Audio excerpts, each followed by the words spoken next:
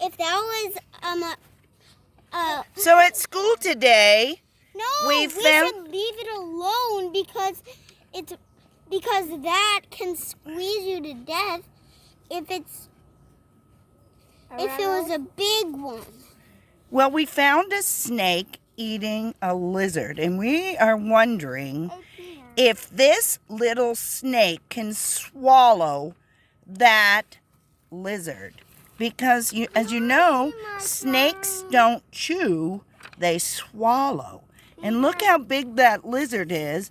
Can that snake get all of that lizard into his body? Into his mouth and into his body? But what So we're about just... it turns really giant? What do you think? It will turn giant. The snake will get bigger, right?